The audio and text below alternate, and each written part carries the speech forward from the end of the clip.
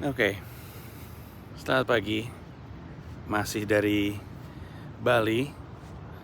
Gue bikin video ini untuk memuntahkan pikiran.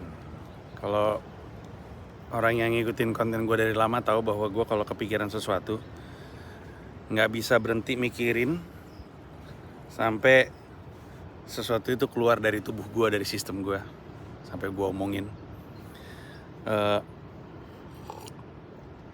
Sekarang jam berapa ya? Mungkin jam 6:30 pagi. Dan dari gue bangun, gue masih kepikiran itu. Jadi gue pikir, bikin aja videonya. Gue perhatiin bahwa beat-beat gue di New York itu banyak menyinggung orang Indonesia.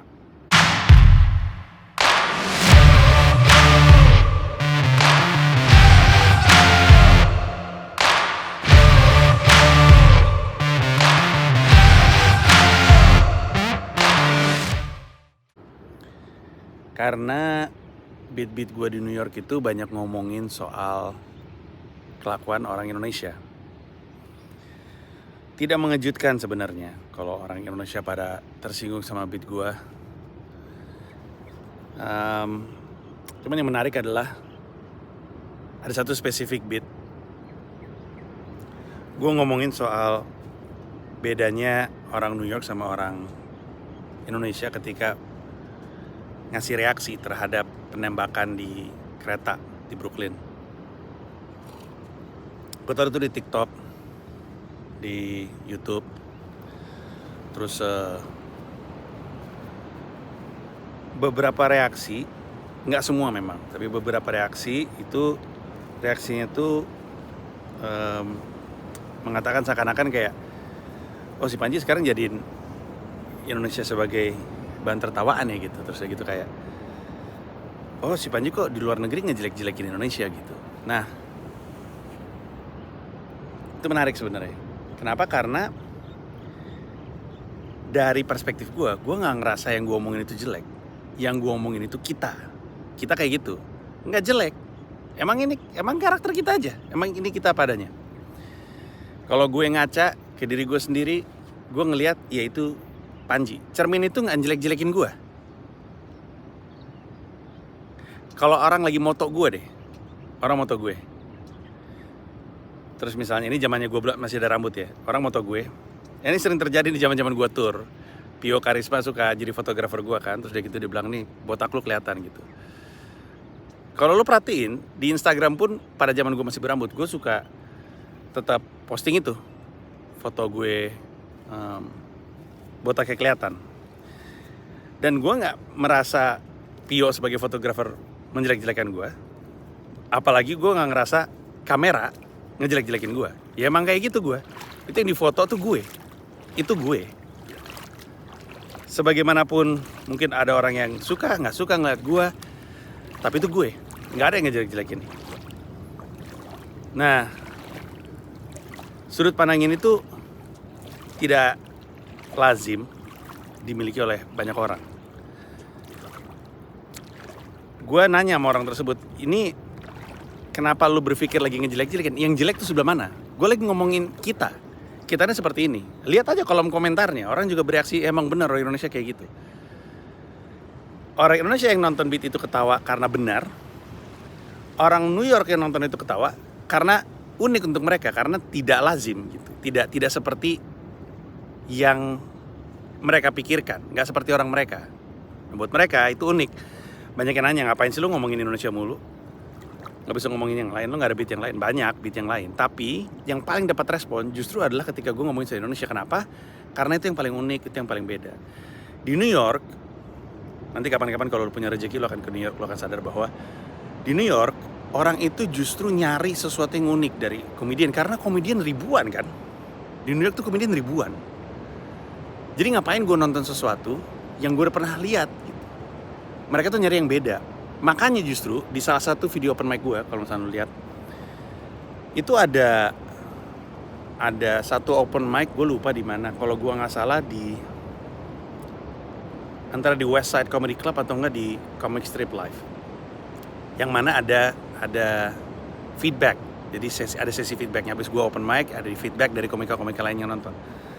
Terus gue ngelempar 2 beat. Enggak, sebenarnya gue ngelempar 5 menit set itu ada beberapa beat yang umum, ada beberapa beat tentang Indonesia. Lalu mereka bilang, salah satu yang paling senior itu bilang, coba lu banyakin beat tentang Indonesia deh. Karena menurut gue itu menarik untuk kami. Karena kelihatannya kami kayak bisa, dia bilang istilahnya adalah bisa ngintip apa yang ada di balik tirai tentang Indonesia. Nah terus masukan dari penonton open mic-nya yang mana adalah komika semua juga, itu mereka banyak ngasih masukan tentang beat soal keindonesiaan. Ada di YouTube gue, yang semua open mic gue yang ada di Amerika udah berapa, 30-an itu ada di YouTube kan, tapi hanya untuk member. Nah, jadi gue sering ngomong Indonesia karena justru itu nilai jualnya, orang pada nyari itu justru. Dan bersyukur kan, kalau ada orang mau dengar tentang Indonesia itu bersyukur. Karena awal-awalnya itu gue kesulitan untuk membuat mereka mau memperhatikan. Tapi sekarang mereka tertarik soal Indonesia, bersyukur. Kenapa? Karena Amerika nggak tahu apa-apa tentang Indonesia. Gue satu-satunya komika Indonesia di New York. Mungkin di Amerika enggak. Ada satu perempuan yang pernah jadi kayak juara lomba, gue lupa namanya siapa, mohon maaf ya. Tapi untuk saat ini di New York itu cuman gue. Jadi cuman gue bisa dan mungkin yang komika perempuan itu dia juga setahu gue ya, gue nonton setnya, dia nggak pernah ngomong Indonesia. Jadi cuman gue yang bisa cerita soal Indonesia kepada dunia. Dan gue suka ngomongin Indonesia. Gue pernah cerita bahwa gue tuh sering banget dapat pekerjaan yang inti pekerjaannya adalah disuruh cerita soal Indonesia. Waktu Andy Cole pertama kali kesini dibawa sama sebuah perusahaan telekomunikasi, gue dibayar untuk nemenin Andy Cole untuk cerita soal Indonesia. Jadi kalau Andy Cole nanya tentang Indonesia, gue yang cerita tuh. Gue pernah waktu itu ada segerombolan content creator dari Panama. Cukup random ya. Datang ke Indonesia, lalu gue dibayar sama kedutaan Panama di Indonesia untuk cerita soal Indonesia kepada mereka. Abis itu ada lagi nih, gue belum pernah cerita. Jadi ada lagi waktu itu semacam Amazing Race, tapi bukan Amazing Race tentunya, yang kerjanya adalah keliling-keliling sebuah negara, kayak persis kayak Amazing Race, kayak lu harus nyari sesuatu dari titik ini, kemudian lu ke titik lain dan segala macam. Nah salah satunya itu di Indonesia. Nah gue dibayar untuk membuat mereka jadi tahu banyak tentang Indonesia. Seru deh pokoknya. Nah gue tuh suka ngelakuin itu. Nah, tapi gue gak pernah berniat menjelek-jelekin Indonesia. Gue ngomongin yang menurut gue lucu tentang Indonesia betul, tapi gak pernah ngejelek-jelekin. Orang yang ngerasa gue ngejelek-jelekin Indonesia mungkin juga gak kenal gue, karena bercandanya anak-anak komika malah Panji tuh justru Indonesia banget, terlalu Indonesia. Kayak Soleh Solihun waktu itu pernah ngomong, si Panji kalau ngomong tuh seakan-akan di belakang ada bendera merah putih berkibar-kibar gitu. Jadi gagasan bahwa gue ngejelek-jelekin Indonesia tuh gak masuk akal buat gue dan buat orang yang kenal gue. Nah, tapi gue ngerti kenapa sudut pandang seperti ini ada di kalangan masyarakat Indonesia. Karena memang kita adalah bangsa yang salah satu bagian dari budayanya adalah jangan ngomongin aib. Jangan ngomongin aib orang. Dari mana pemikiran seperti itu gue ngerti. Karena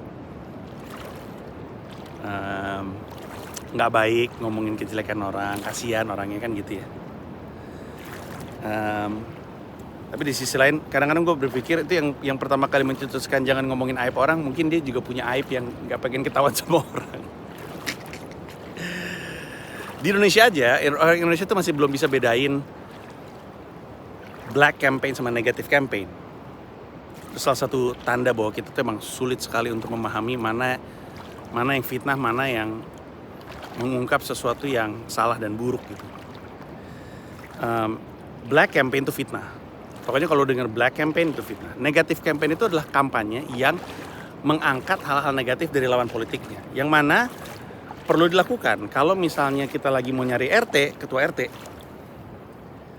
Terus ada 3 calon ketua RT, lalu 1 diantaranya pernah jadi RT di rumah dia yang sebelumnya dan dia korup di situ.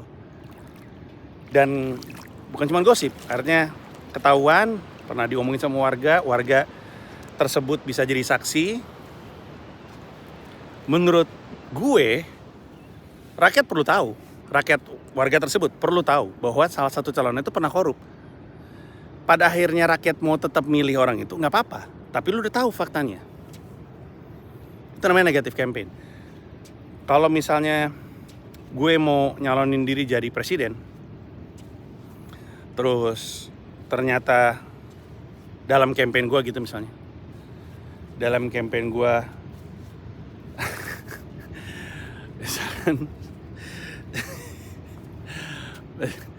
misalkan gue dalam campaign gue bilang, mari kita dukung perempuan-perempuan Indonesia untuk setara secara hak dan maju. Kemudian di masa lalu misalnya lu tahu bahwa ternyata gue pernah jelek-jelekin perempuan, mencaci maki perempuan, merendahkan perempuan. Ya Indonesia mesti tahu gue pernah kayak gitu, karena berarti gue bokis kan. Ini penting nih, nanti bentar lagi 2024 akan ada negative campaign, dan yang lempar negative campaign merasa itu perlu. Rakyat perlu tahu. Tentu yang kena negative campaign mesti mencoba untuk menjelaskan. Antara mereka mau atau nggak menjelaskan itu pilihan. Tapi Indonesia itu masih kesulitan soal negative campaign dan black campaign.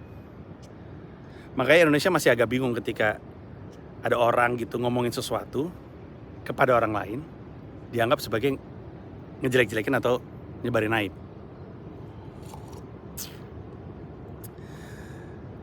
Itulah kenapa stand up comedy itu penting, atau content creator itu penting. Itulah kenapa penting untuk kita membiasakan diri menertawakan diri kita sendiri. Genre lawak lain menurut gue tidak sering stand up comedy dalam mengungkap kesalahan yang ada di masyarakat. Karena kalau lawak, orang tuh kita ajak untuk ngetawain kita. Kayak misalnya kita nonton Sri Mulat atau kita nonton OVJ, objek tertawaannya penonton adalah kita-kita yang ada di atas panggung.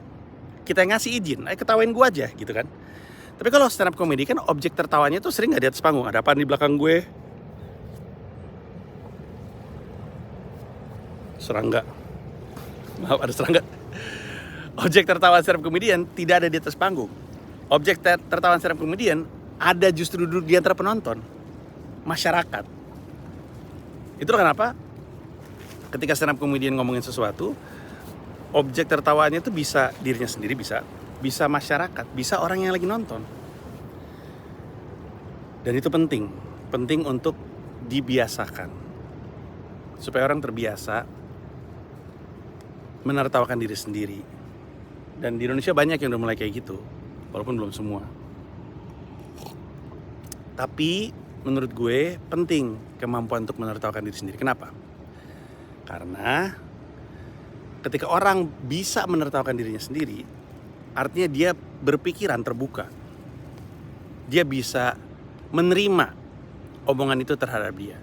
Dan kenapa keterbukaan itu penting? Karena kalau dia terbuka terhadap kemungkinan bahwa dia salah, dia bisa berubah. Syarat pertama perubahan adalah menyadari kesalahan. Kalau bangsa ini mau maju, bangsa ini harus mengubah banyak hal yang selama ini kita lakukan tapi salah. Nah, tapi sebelum kita bisa mengubah itu, kita mesti sadar dulu ini salah gitu. Mesti sadar dulu. Dan A, kadang-kadang butuh orang lain untuk ngingetin kita. Dan B, dibutuhkan keterbukaan dari sisi kita untuk terima bahwa itu mungkin salah. Nah, banyak yang udah mulai membiasakan itu. Banyak yang mulai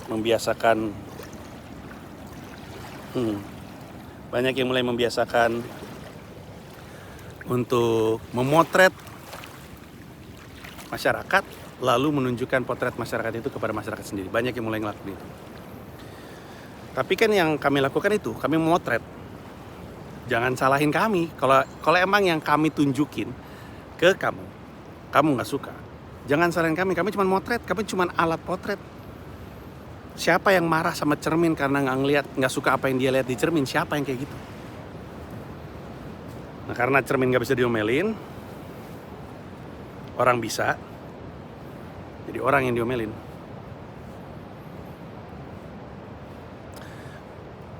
Kalau lu nggak suka apa yang lu lihat di cermin, jangan rusak cerminnya. Buruk muka cermin dibelah. Gila ya, peribahasa Indonesia ya. Kalau lu nggak suka apa yang lu lihat di cermin, ubah diri lu. If you wanna make a world a better place, take a look at yourself and make that change. Michael Jackson. Jadi kalau misalnya gue ngomongin sesuatu tentang Indonesia, gue sih nggak ngejelek-jelekin, ngetawain iya, tapi kan ngetawain kan bukan berarti jelek ya, lucu aja. ketika gue ngetawain sesuatu dan lu nggak suka sesuatu yang diungkap, jangan salahin gue. Ubah keadaannya. Emang mudah nyalahin gue, mudah buat lu. Tapi kan orang Indonesia memang seperti itu. Orang Indonesia senang ngelakuin sesuatu yang mudah padahal salah, ketimbang ngelakuin yang susah padahal benar. Kalau lu nggak suka ngelihat perilaku orang Indonesia yang gue omongin, bantu ubah keadaannya. Kayak kalau misalkan gini ya, ada orang moto sesuatu di Jakarta nih. Di antara semua yang cakep-cakep Jakarta di foto, ada satu orang motonya yang jelek-jeleknya. Kumuhnya, gembelnya, kemiskinannya. Terus ada orang yang bilang, jangan foto yang jelek-jelek soal Jakarta dong, lu bikin Jakarta kelihatan jelek aja. Lah, bukan Jakarta kelihatan jelek, emang gini Jakarta gitu. Ada bagusnya, ada jeleknya. Kalau lu gak suka kemiskinan yang dipotret sama sang fotografer, ya lu ubah kemiskinan itu. Tapi kan lu gak mau ngelakuin itu. Lu maunya yang gampang, lu maunya nyalain yang moto. Sama dengan joke gue. Kalau lu gak suka potret yang gue berikan kepada masyarakat, termasuk masyarakat internasional, karena lu nganggap itu jelek, gue sih enggak, tapi karena lu anggap itu jelek, ya lu ubah aja silakan. Gue tugasnya sebagai seorang pelawak adalah bikin orang ketawa. Udah itu doang. Dan yang bikin orang ketawa ada banyak hal, termasuk yang gue omongin. Dan kalau lu gak ketawa sama yang gue omongin, bukan berarti gue salah. Karena seperti yang lu bisa dengar, orang lain ketawa. Yang lucu buat orang lain bukan berarti harus lucu menurut lu juga. Kalau lu nganggap itu lucu, berarti gak lucu untuk lu, bukan gak lucu untuk semua orang. Udah keluar dari sistem saya. Ini video juga mungkin gak banyak yang nonton kali ya. Tapi gak apa-apa. Setidaknya sekarang, karena udah keluar dari badan gue, udah gak kepikiran lagi. Makasih banyak. Bye-bye. Terima kasih udah nonton video ini dan juga terima kasih udah subscribe kanal YouTube gua. Gua mau ngasih tahu bahwa gua membuka YouTube membership dan ada 3 jenis penawaran. Ada satu paham Rp30.000, ada satu rasa Rp125.000, ada satu jiwa Rp1,5 juta. Masing-masing punya manfaat-manfaat tersendiri. Ada konten-konten khusus yang gue siapkan untuk para member. Kalau tertarik silahkan mampir ke home, klik join.